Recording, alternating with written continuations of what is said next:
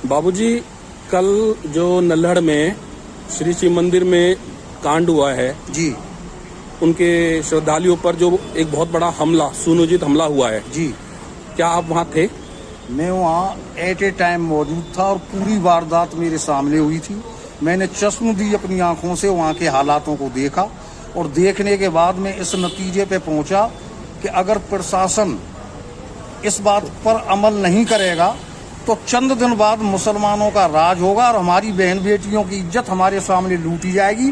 कोई भी इसमें दो राय नहीं है। वहाँ का जो मैंने वो देखा है, स्थिति का जायजा लिया है, वहाँ चारों तरफ से गोलियां बरस रही थी और कोई भी वहाँ प्रशासन का व्यक्ति मौजूद नहीं था। हमारी माताएं बहनें, अगर आध घंटे बाद हमने देखा था कि अंधेरा होने जा रहा था, हमारे सामने हमारा कत्लेआम होता और हमारी बहन बेटियों की इज्जत हमारे सामने लूट के और उनको कत्ल किया जाता।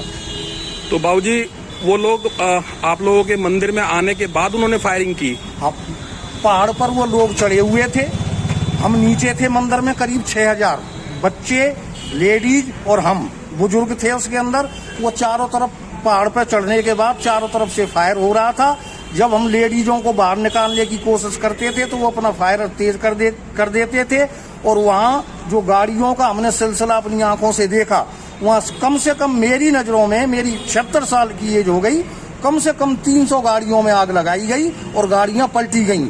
जब हम वहां से निकलने की कोशिश कर रहे थे तो चश्मदीद मैंने वहां आदमियों का कत्ल होते हुए देखा।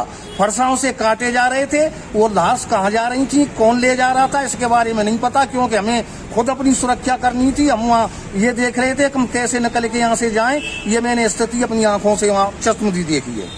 तो जैसे टीवी पर बता रहे हैं कि 1 या 2 लोग ही मरे हैं, तो आपके हिसाब से वहाँ पे कितने लोगों को ऐसा हताहत हुए हैं? मेरी नजरों में कम से कम बता रहा हूँ 50 आदमियों का कत्ल वहाँ हुआ है। और जो ये कह रहे हैं कि टीवी में एक भी वहाँ नहीं मिला है, तो मैं उनसे एक प्रश्न करना चाहता हूँ कि टीवी पर स्टेटमेंट देने वाले को क्या पता है, क्या वहाँ मौजूद था, क्या उसने सरेआम वहाँ की स्थिति देखी? मैंने स्वयं वहाँ देखा, मेरी माताएं बहनों की किस तरह से वहाँ दुर्गति हो रही थी, किस तरह से वहाँ हिसाब किताब किया जा रहा था। चारों तरफ से फायरिंग हो रही थी, कोई भी वहाँ पूछने वाला नहीं था, कोई प्रशासन नहीं था वहाँ। चश्मदीद मैंने ये देखा। और मैं ये कहूंगा, जब तक हिंदू समाज ये सोचता रहेगा कि मेरी लड़की के साथ बलात्कार नहीं हुआ है, जब तक ऐसा होता रहेगा, जब तक मैं ये धारणा नहीं कर लूंगा कि ये कांड मेरी लड़की के साथ हुआ है, जब तक इस देश में सुधार नहीं हो सकता।